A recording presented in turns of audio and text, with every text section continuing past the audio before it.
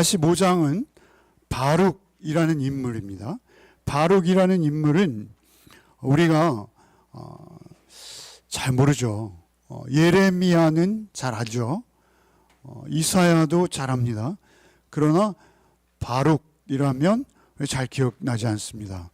웬만큼 성경을 꼼꼼하게 보시는 분들도 바룩을 기억해내는 건 쉽지 않은 것 같습니다. 조연이죠. 소위 말하면 영원한 조연입니다. 더군다나 바룩은 그 일생을 통해서 계속 조롱과 모욕과 핍박 그리고 수배와 도망의 삶을 살 수밖에 없었던 것이죠.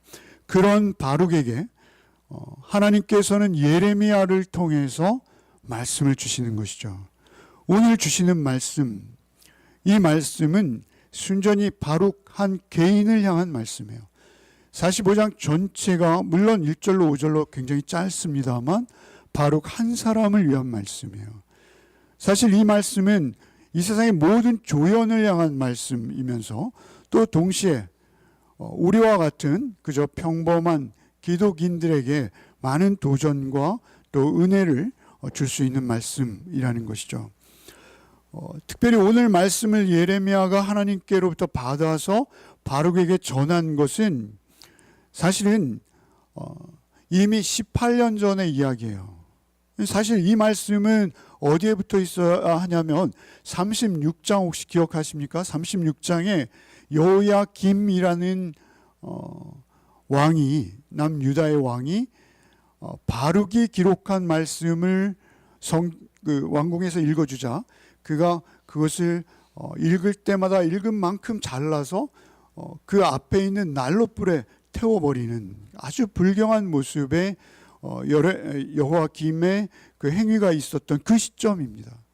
그 시점에 예레미야가 바룩에게 주신 말씀이에요. 그런데 왜 이렇게 뒤로 한참 연기했다가 이 말씀을 주실까? 열방들의 심판이 이제 46장부터 쭉 이어져서 예레미야가 끝나고 있거든요. 그러니까 그 열방들의 심판이 있기 전에 어떤 바룩의 소명, 바룩이 그 험난한 사역의 길, 그 인생을 감당할 수 있었던 어떤 원동력이었고 또 바룩이 우리에게 교훈하는 바가 크기에 특별히 이 말씀 안에서 우리에게 주시고자 하는 것이 있다라는 것이죠. 1절로 3절을 먼저 한번 읽겠습니다. 유다와 요시야 왕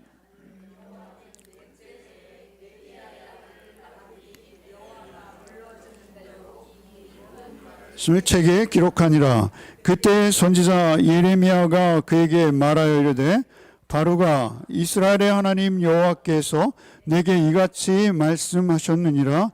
내가 일찍이 말하기를 화로다 여호와께서 나의 고통에 슬픔을 더하셨으니 나는 나의 탄식으로 피곤하여 평안을 찾지 못하도다.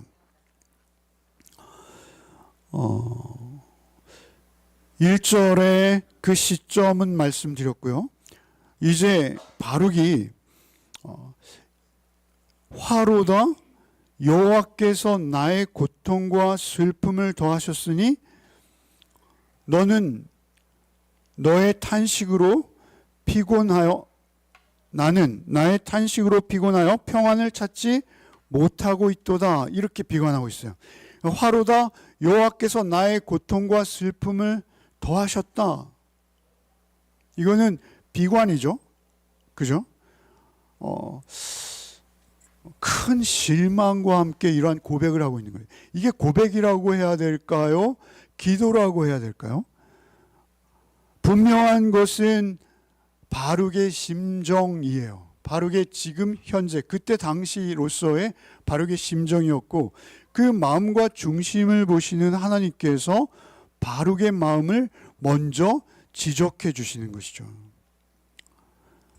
화로다 여호와께서 나의 고통과 슬픔을 더하셨으니 나의 탄식으로 피곤하여 평안을 얻을 수 없구나 라고 바룩이 거의 비명과 같은 그러한 고백을 담아내고 있다라는 것이죠. 생생한 바룩의 고백입니다. 왜 이토록 비관적인 고백을 바룩이 할 수밖에 없었을까요? 그것은 바룩이 이때 당시에 이미 예레미야는 성전이나 왕궁에서 예언할 수 없는 상태가 되었어요. 일단 지명 수배범이 되었어요. 말하자면 공권력에 의해서 수배령이 내려졌고 도망자의 신세가 되었어요. 도망자의 신세로서 하나님이 주신 말씀조차도 제대로 대언할 수 없었습니다. 그래서 그 말씀을 바룩이 대독하도록 했죠. 대언하도록 했습니다. 그래서 그가 성전에 가서 예레미야가 준 말씀, 그 말씀을 전하게 되었어요. 보면 당시는 금식일이었어요. 금식일은 특별히 유대인들에게 있어서는 빠짐없이 참석하는 아주 큰 성회입니다. 그런데 그 금식일에 유대인들이 다 모였을 때 그 앞에서 바룩이 하나님의 징계, 하나님의 심판의 말씀을 대언해야 했다라는 것이죠. 어려운 자리죠. 그 금요, 그러니까 그들이 금식일을 정하고 모이는 그날은 굉장히 도덕적으로 그들은 타락했어요. 그리고 우상을 섬기고 있어요. 그리고 하나님을 그 마음의 중심에 두지도 않아요. 그런데도 그들의 종교적 열심은 하늘을 찌르고 있었습니다. 그들의 심리 상태나 그들의 진실한 신앙과 상관없이 그들의 외양은 엄청난 신앙의 열정이었어요. 왜냐하면 나라가 위기에 처해 있고 예루살렘이 위험에 빠져 있는 그때에 하나님께서 개입해 주셔야 합니다라는 어떤 기대와 또 바램을 가지고 더 열정적으로 모일 때였죠. 수많은 사람들이 모인 그 가운데 바룩이 너희들은 지금 잘못하고 있는 거야. 이러한 외형적인 종교적 열정을 꾸짖으면서 오히려 하나님 앞에 항복해라. 하나님께 항복해라. 그것이 너희가 살 수 있는 유일한 길이다. 이것을 선언해야 하는 것이죠. 역적이 되는 겁니다. 역적이 되는 것이 뿐만 아니라 아주 나라를 팔아먹는 매국노 같은 그러한 취급을 받게 되는 것이죠. 바룩은 그러한 메시지를 선포했어요. 당연히 환호와 박수가 아니라 돌팔매가 날아왔겠죠. 바룩도 이제 왕궁과 궁전에 출입할 수 없는 신세로 전락하는 것이죠. 그가 쓴 글들을 이스라엘의 고관들에게 전해야 했고, 그리고 또한 그가 백성들에게 사실 공권력으로부터 수배를 받는 것은 감당할 수 있어요. 감당할 수 있어요. 그러나 백성들의 그 차가운 시선, 거짓 선지자를 대하듯 하는 그 태도, 그리고 공권력에 철저히 붙어서 예레미야와 바룩을 멸시하고 천시하는 그 모습들 쉽지 않았을 거예요. 그래서 나의 고통과 슬픔을 하나님 당신 나에게 더하셨습니다. 나는 평안도 없습니다. 그렇게 지금 심리 상태가 돼 있는 거예요. 그런데 사실 바룩은 그러한 대우나 취급을 받을 만한 사람이 아닙니다. 소위 말하면 요즘 말로 하면 그는 출생부터 남달랐던 사람이죠. 그의 조부는 온 예루살렘을 통치하는, 말하자면 서울시장 같은 존재였고, 그의 친동생, 그들의 이름이 하나하나 거론되죠. 그의 직책까지 다 등장하고 있습니다. 그의 친동생은 이스라엘 전체의 병참 군권을 쥐고 있는 엄청난, 말하자면 권력을 쥐고 있는 동생이에요. 그렇다면 그는 서기관으로 교육받고 자랐어요. 그러니까 그가 서기관으로서 최고의 위치에 올라서 사실 유다 전체의 가장 권위 있는 서기관으로 인정받고 대우받아야 할 그러한 위치였다는 것이죠. 그런데 그는 그러한 인정과 대우는 고사하고 오히려 자기 생명을 위해서 쫓겨야 하는 상황이었다라는 것입니다. 그러한 상황에서 하나님께서 예레미야를 통해서 이 말씀을 주시는 거예요. 4절 5절을 읽겠습니다. 4절과 5절이 중요한데요. 읽겠습니다. 너는 그에게 이르라 여호와께서 이와 같이 말씀하시기를 보라 나는 내가 세운 것을 헐기도 하고 내가 심은 것을 뽑기도 하니 온 땅에 그리하겠거늘 내가 너를 위하여 큰 일을 찾느냐 그것을 찾지 말라 보라 내가 모든 육체에 재난을 내리리라 그러나 내가 가는 모든 곳에서 내가 너에게 내 생명을 노량물 주듯 하리라 여호와의 말씀이니라. 바룩이 그렇게 불평, 불만의 마음을 가지고 있을 때 하나님께서 말씀하시기를 이렇게 말씀하시는 것이죠. 보라, 나는 내가 세운 것을 헐기도 하며 내가 심은 것을 뽑기도 하나니 온 땅에 그리하겠거늘 이렇게 시작하세요. 말씀을. 사실 이 말씀 전체는 분명히 바룩에게는 위로가 되는 말씀이요 소망이 되는 말씀입니다. 위로와 소망의 말씀이에요. 바룩이 이 말씀을 힘입어서 아마 그의 일생, 그의 사역을 감당해 낼 수 있는 근거가 되었을 거예요. 그런데 그 말씀을 시작하시는데 이렇게 하시는 거예요. 나는 뭐요? 심기도 하고 뽑기도 한다. 세우기도 하고 헐기도 하는 하나님이다. 이렇게 말씀하시는 거예요. 왜 이 말씀을 하실까요? 결론부터 말씀드리면 지금은 허물 때요 뽑을 때다. 이 말씀을 하시는 거예요. 나는 창조주로서 이 모든 주권은 나에게 있다. 나에게 있다. 내가 이 모든 것들을 만들고 보시기에 좋았더라. 이렇게 말씀하시잖아요. 하나님께 창조주이세요. 그래서 이스라엘을 애굽의 종살이 노예살이로부터 구원해내서 가나안 땅에 심으셨어요. 그죠? 가나안 땅에 심으심으로 말미암아 그들은 가나안에서 하나님의 통치와 다스림으로 하나님의 나라를 세우는 것이었어요. 그런데 그들이 하나님을 향해 등을 돌린 것입니다. 외형적인 종교적 열정과는 달리 그들의 마음은 전혀 하나님께 가 있지 않았어요.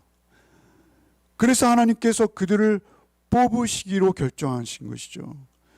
그 뽑고 허는 과정에서 하나님의 말씀, 하나님의 일을 대행해야 하는 그 시점에 바룩이 소명을 받은 것이고 그 소명을 바룩은 성실히 행하고 있었던 것이죠. 그런데 사실 대부분의 선지자, 대부분의 예언가들은 하나님의 경고를 전하는 거예요. 그런데 그 경고를 전할 때 가장 중요한 것이 뭐였냐? 그것은 하나님의 마음, 하나님의 심정을 이해하는 거였어요. 하나님의 마음은 어떤 마음이었을까요? 내가 심은 것을 내가 뽑아야 되는 마음. 그죠? 내가 건설한 것을, 내가 세운 것을 내가 허물어야 하는 마음.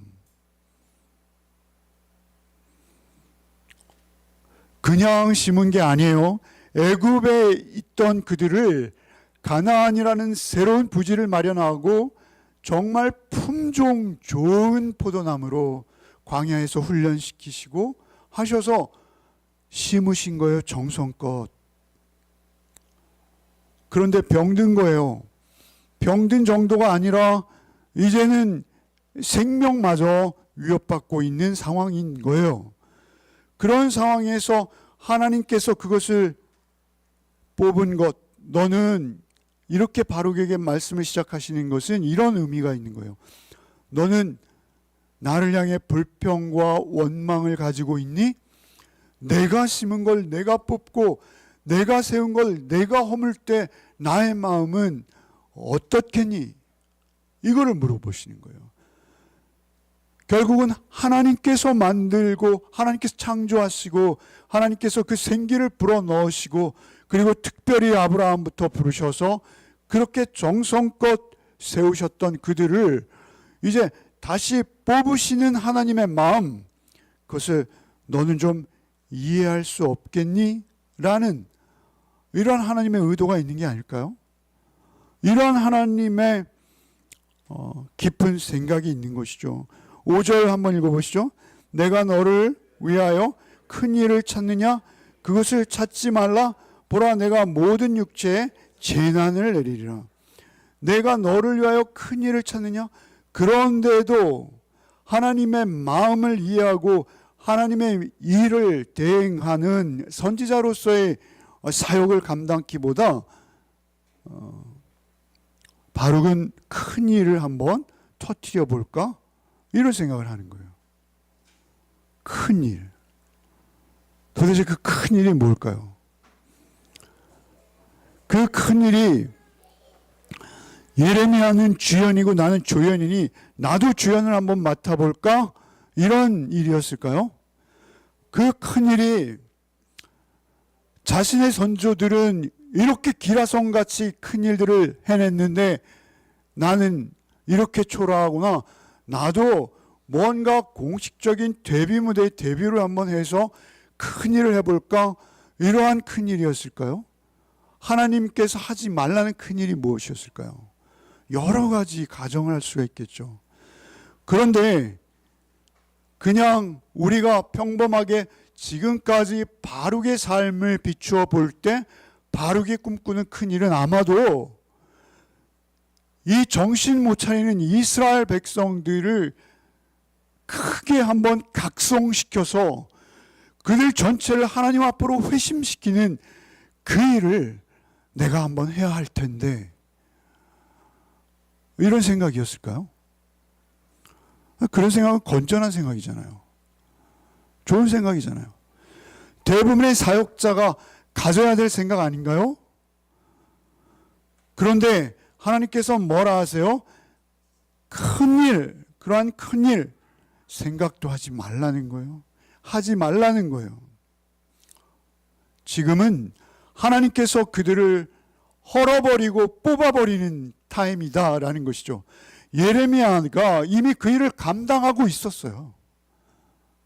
그러나 그 일을 감당하는 예레미야가 당하는 그 처절한 그 핍박 속에서의 고난, 그 웅덩이에 빠지고 생명이 겨우 구걸되어진 것처럼 살아나고 이러한 일들을 보면서 또 다른 큰 일을 계획한다면 그건 어떤 식의 일이 될까요?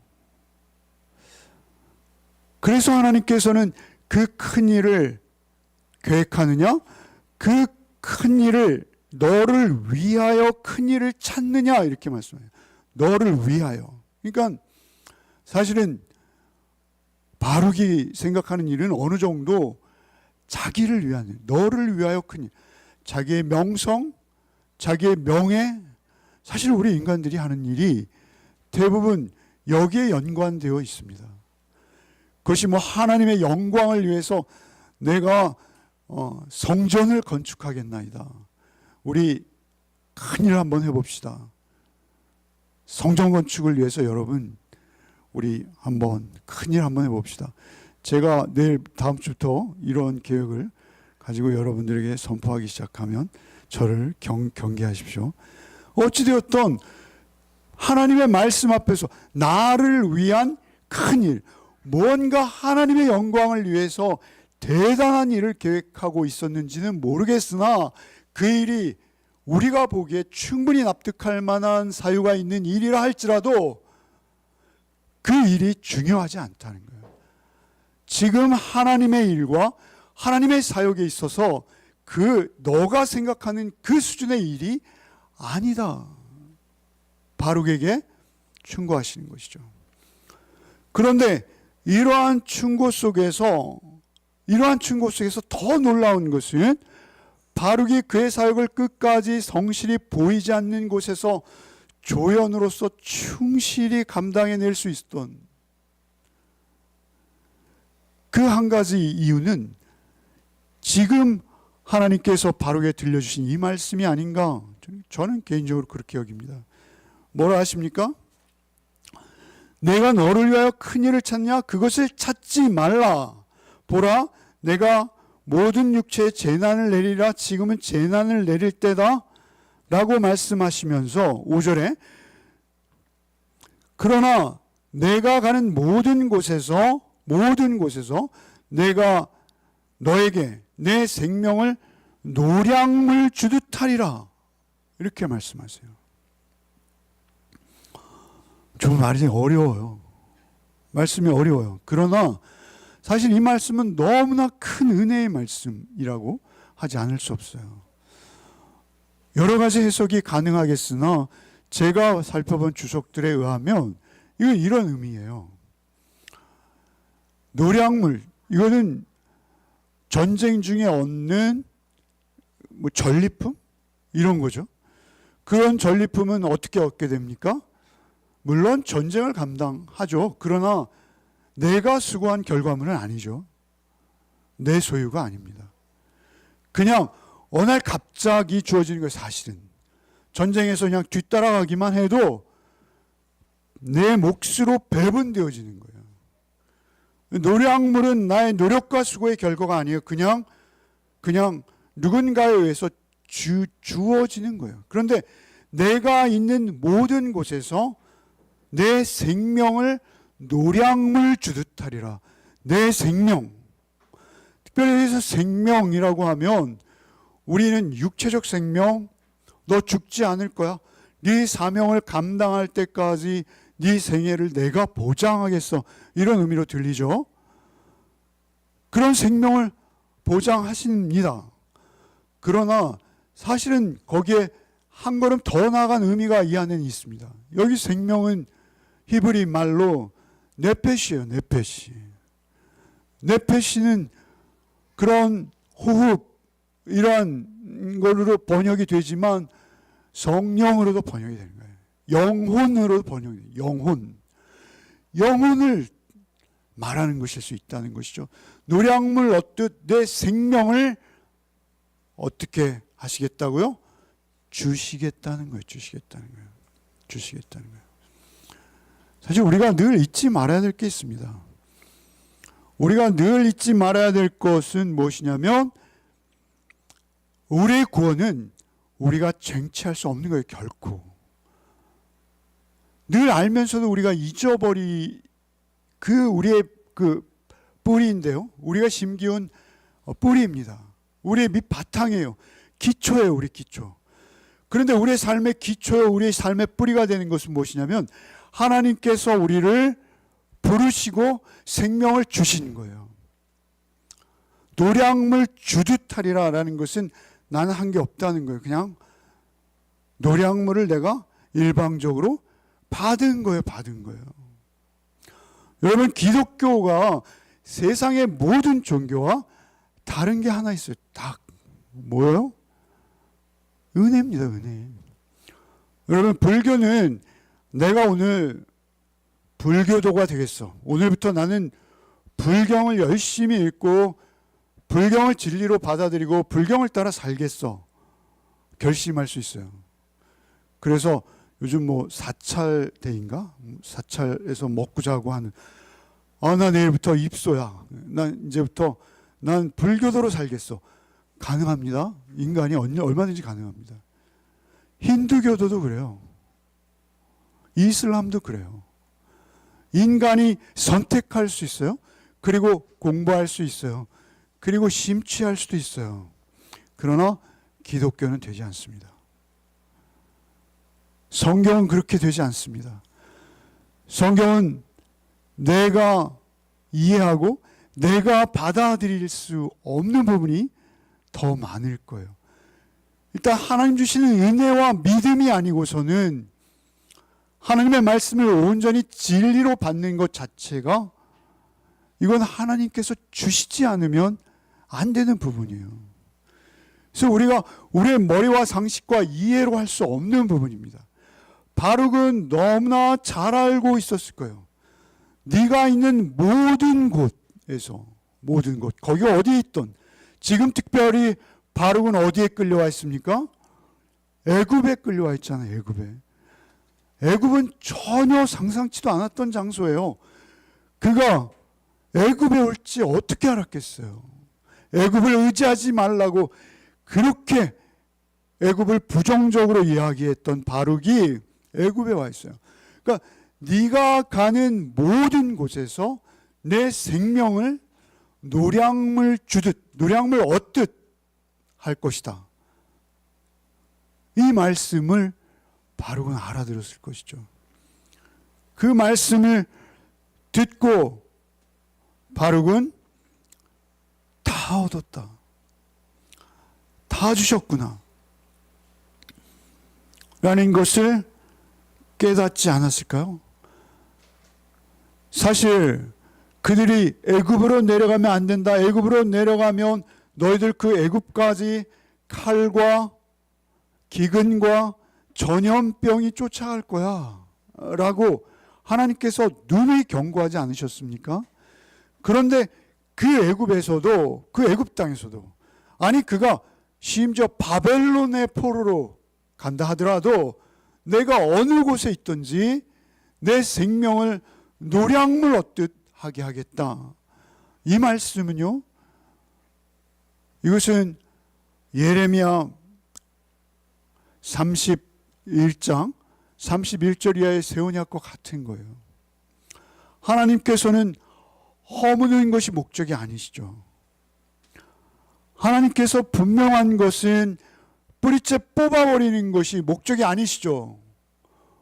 뽑고 허물되 하나님께서는 다시 심으시고 다시 세우시는 거예요. 결국 하나님의 최종 목적은 다시 심고 세우는 것이죠.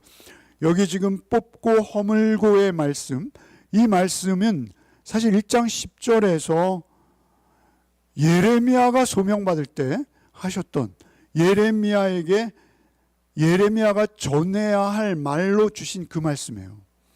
여러분 예레미야 1장 9절 10절 한번 읽어봅시다. 같이 읽겠습니다.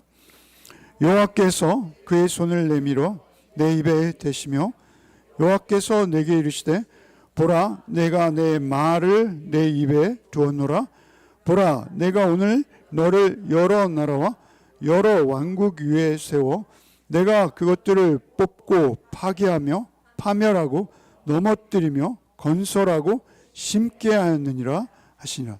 예레미야를 부를 때 뽑고 파멸하는 것 있지만 특별히 예레미야가 전해야 될 또 하나의 말씀은 무엇이죠? 예레미야가 증거해야 될 하나님의 말씀은 건설하고 심는 것이었어요. 뽑고 파괴하는 것, 심판과 징계를 전하면서도 사실 그 모든 결론은 하나로 이어지는데 그것은 뭐예요? 심고 세우는 것입니다. 순서가 중요해요. 순서가 중요해요. 뽑고 허무는 과정이 있고 그리고 심고 세우는 과정이 있어요. 그런데 뽑고 허무는 과정을 거쳐서 심고 세우시는 거예요. 그 심고 세우시는 것, 그것을 증거하라 하신 거예요. 그 심고 세울 때 그 심겨진 자들, 그 세움받은 자들, 그들에게 나타나는 어떤 놀라운 은혜의 대목이 뭐예요? 그게 새 언약인 거예요. 그게 31장 31절 이하의 말씀인 거예요. 다시 뽑혔다가 또 허물어졌다가 다시 세움받은 자들의 존재, 그것을 설명하고 있는 것이 31장 31절 이하라는 것이죠. 우리가 주일 본문으로 이 말씀 충분히 묵상했어요. 그런데도 다시 한 번만 읽겠습니다. 읽어보겠습니다. 전체적인 맥락에서 우리가 이 상태를 이해하는 게 중요하다는 것이죠. 읽어보겠습니다. 여호와의 말씀이니라. 보라 날이 이르리니 내가 이스라엘 집과 유다 집에 새 언약을 맺으리라. 이 언약은 내가 그들의 조상들의 손을 잡고 애굽 땅에서 인도하여 내던 날에 맺은 것과 같지 아니할 것은 내가 그들의 남편이 되었어도 그들이 내 언약을 깨뜨렸음이라. 여호와의 말씀이니라. 그러나 그날 후에 내가 이스라엘 집과 맺을 언약은 이러하니 곧 내가 나의 법을 그들의 속에 두며 그들의 마음에 기록하여 나는 그들의 하나님이 되고 그들은 내 백성이 될 것이라. 여호와의 말씀이니라. 그들이 다시는 각기 이웃과 형제를 가리켜 이르기를 너는 여호와를 알라 하지 아니하리니 이는 작은 자로부터 큰 자까지 다 나를 알기 때문이라. 내가 그들의 악행을 사하고 다시는 그 죄를 기억하지 아니하리라. 여호와의 말씀이니라. 이 말씀 우리 주일날 나눴죠. 이 말씀은 새 언약으로 우리가 분리되고 구약에서 가장 중요한 말씀이다. 제가 이런 말씀을 드렸었어요. 그죠? 이 말씀 무엇입니까? 그렇게 뽑히고 무너졌던 그들이 다시 심겨지고 세움을 입었을 때 그들의 정체성이라는, 그들의 마음이라는 거예요. 그들의 상태라는 거예요.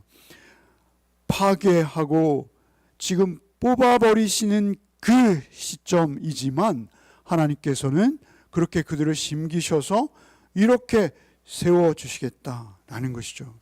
바룩이 슬퍼하며 고통과 고뇌, 번뇌 가득해서 그가 내가 뭔가 큰 일을 하지 않고서는 견딜 수가 없다라고 여기고 있을 그때 하나님께서는 이 말씀을 주시는 거예요. 말씀. 사실 이 말씀은 바룩 혼자에게 주시는 말씀은 아닙니다. 그렇죠? 여러분 이제 이스라엘을 생각해 보세요. 이스라엘은 각지로 흩어져요. 바벨론으로도 흩어지고 애굽으로도 도망가고 그러면서 이제는 예루살렘에서 드리는 그 장엄한 그 거룩해 보이는 그 외형적인 제사행위, 성가대들이 막 있고 말이죠. 레위인들이 성가가 울려 퍼지고 제사장이 거룩한 의복을 입고 나와서 요즘 천주교의 교황이 하는 의식과는 비교도 안 됐을 거예요. 금이 번쩍번쩍 하는데 그런 의식은 없어질 거예요. 그리고 그들이 흩어져서 조그만 공동체들로 뿔뿔이 나뉘어지겠죠. 그때 그들을 찾아오셔서 그 자리에서 내가 어느 곳에 있든지, 사실은 이것은 바룩 홀로에게 주시는 언약이라기보다 이스라엘의 장래 언약이에요. 여러분, 애굽으로 쫓겨간 그들이 다시 예루살렘으로 돌아오는 소수의 무리가 있다라고 하지 않습니까? 그 애굽에 쫓겨간 그 무리들 가운데 바룩도 있고 예레미야도 있는 거예요. 그들이 거기서 그대로 끝나지 않는다는 겁니다. 하나님께서는 그들을 은혜로 다시 부르셔서 세우시고 심기시겠다는 거예요. 그 세우시고 심긴 상태가 그들의 정체성이 31장 31절 이하의 말씀인 것이고요. 이렇게 세우고 심는 분이 누구실까요? 예수님이죠. 예수님입니다. 구약의 모든 내용은 예수 그리스도의 시청각 자료인 거예요. 예수께서 우리를 뽑고 허무시고 다시 세우시는 거예요.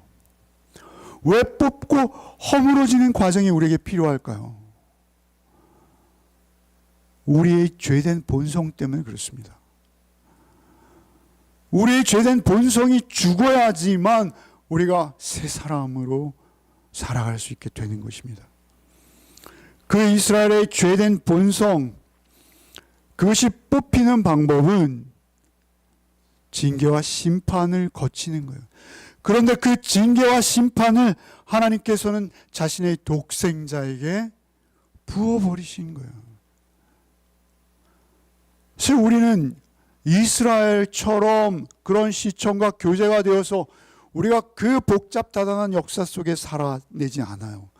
그런데도 우리는 말씀을 통해서 인간이 무엇이고 그 인간이 어떻게 구원을 얻어 하나님의 백성이 되는가를 이러한 모습 저러한 모습으로 계속 비춰주시며 우리를 교훈하시는 거예요. 그런데 그 교훈 가운데 오늘 다시 바룩을 통해서 하나님은 파괴하기 위해 파괴하시는 분이 아니시다. 하나님은 뽑아 버리기 위해 뽑는 분이 아니시다. 하나님은 다시 심기우시고 다시 세우시는 분이시다 라는 것을 예레미야를 통해서 그들에게 말씀하고 싶으신 것이죠. 내가 가는 모든 곳에서 내가 너에게 새 생명을 노량물 주듯 하리라 라고 말씀해 주신 것입니다. 큰 일을 도모하지 말아라. 큰 일을 생각하지 말아라. 그냥 너 있는 곳에서 작은 일, 큰 일은 없다. 이렇게 말씀하시는 거예요, 사실. 진리와 비진리가 나뉘고 하나님 안과 하나님 밖이 나뉘는 것이지 작고 큰 일은 없다. 그것이 아주 작고 가장 작고 작은 영혼일지라도 그것이 한 영혼이라면 그것은 천하보다 귀하다. 하나님께서 그 말씀을 하시는 거예요. 너희에게 큰 일은 하나님 안에 있는 것이요, 하나님 안에서 심기우는 일이요, 하나님 안에서 세움받는 일이다 라고 말씀하시는 거예요. 그래서 예수께서 오셔서 뭐라 하십니까? 내 아버지는 농부다 이렇게 말씀하세요. 내 아버지는, 나는 참 포도나무요 내 아버지는 농부이시다. 이제는 내 아버지 농부가 나를 이 땅에 심으셨고, 그리고 이제 너희들을 같이 되게 하셨다. 이제는 너희와 나는 분리되어 줄 수 없는 하나다. 내 아버지는 농부라고 하시는 주님의 음성이 사실은 여기에서부터 들리는 게 아닐까요? 숨겨져 있는 게 아닐까요? 그런가 하면 예수께서는 자신을 머릿돌이라 하세요. 머릿돌. 여러분, 시편과 사도행전과 베드로전서에 계속 반복되는 말씀은 예수 그리스도는 건축자의 버린 돌이 하나님의 머릿돌이 되었다 이렇게 말씀하세요. 머릿돌이라는 건 무엇이죠? 건축을 할 때 그 머릿돌을 중심으로 작은 돌들을 이어서 그 건축을 유지하는 디딤돌, 기초돌이죠. 예수가 우리와 하나 되셔서 나를 성전 삼으시겠다 하지 않습니까? 이제는 예루살렘 성전은 없어진 거예요. 그리고 우리가 성전 되었는데 그 성전은 그냥 성전이 아닌 예수가 머릿돌 되는 성전인 거예요. 그래서 우리를 심기우시고 우리를 세우시는 거예요. 성전으로 세우시고 참 포도나무 가지로 우리를 심기우시는 거예요. 여러분, 이 말씀의 맥락 안에서 우리는 이 말씀을 이해해야 하는 것이죠. 오늘 우리의 삶은 그저 오늘이 어제가 오늘 같고 오늘이 또 내일 같을 거예요. 우리가 여름 수련회 이 모습을 보았습니다만 우리의 자녀들이 태어나고 또 그렇게 살아내고 우리는 그렇게 이 땅 가운데서 사라져갈 것입니다. 그것은 누구도 피할 수 없는 진리요 우리의 삶 자체인 것입니다. 그러면 이 삶의 과정 중에 우리는 어떠한 삶을 살아내야 될 것인가? 여러분의 개인적인 큰 일이나 야망이 아니라는 것입니다. 여러분이 이루고자 하는 어떤 세상적인 성취도 아닐 수 있다는 것입니다. 그것이 내가 하나님의 영광이요 라고 대단히 생각하고 여길지라도 그것이 하나님의 뜻을 거스르는 일일 수도 있는 것입니다. 하나님의 심정과 하나님의 마음을 이해하는 것이 우리가 먼저 해야 할 일입니다. 그리고 성령님을 의지해서 오직 나를 다시 이 땅 가운데 심기시고 세우시기 원하시는 하나님의 뜻을 따라서 하나님의 말씀, 바룩은 특별히 하나님의 말씀을 기록하는 자였어요. 하나님의 말씀을 듣고 그리고 기록하고 남기고 그래서 또 전하고, 그것이 바룩의 사명이었어요. 그래서 바룩은 예레미야서를 우리에게 전해주고 남긴 것입니다. 그런 우리의 삶을 우리가 비춰볼 때 우리가 이제 이 땅 가운데 우리가 살아내야 되는 삶은 어떠한 삶일까요? 그것은 오직 큰 일보다는 겸손히 우리의 자리에서 오직 예수 한 분만을 의지하고 예수 내 마음의 중심에 그분 한 분만을 모시고 그분의 음성 듣고 그분의 음성 따라서 겸손히 하루하루를 나의 주어진 작은 일상들을 소중히 여기며 그것에 감사하며 그 은혜에 보답할 양으로 우리의 삶을 감당해내는 것, 그것이 여러분의 삶이 되어야 할 줄 믿습니다. 그렇게 살아갈 때 우리는 오히려 하나님의 사람으로 하나님의 일을 감당케 되어진다라는 사실을 잊지 않는 저와 여러분 되시기를 바랍니다. 주님, 우리가 사는 이곳이 애굽이요 바벨론이 아닌지요. 참으로 이 복잡다단한 사연 많은 세상 속에서 우리가 어떠한 삶을 살아야 할지요. 주님, 우리를 긍휼히 여겨 주시옵소서. 어떤 큰 일을 도모하는 자가 아니라 하루하루 주의 말씀을 따라서 아버지의 성전 뜰에 심기운 한 그루 나무임을 잊지 않게 하여 주옵소서. 주께서 우리를 성전 삼으시고 우리 안에 머릿돌로 찾아오심을 잊지 않게 하여 주시어서 오직 주의 십자가로 나를 허무시고 주의 영원한 부활의 생명으로 나를 새롭게 하시고 심겨주신 그 은혜를 따라서 한 주간의 삶도 오직 주 안에서 우리의 삶을 감당해내는 복이 우리 각자에게 있게 하여 주옵소서. 한 주간의 삶도 온전히 주께만 의탁하오며 우리를 심기우시고 우리를 세우시되 자신과 한 몸으로 세우시고 심기신 예수 그리스도의 이름 받들어 기도하옵나이다. 아멘.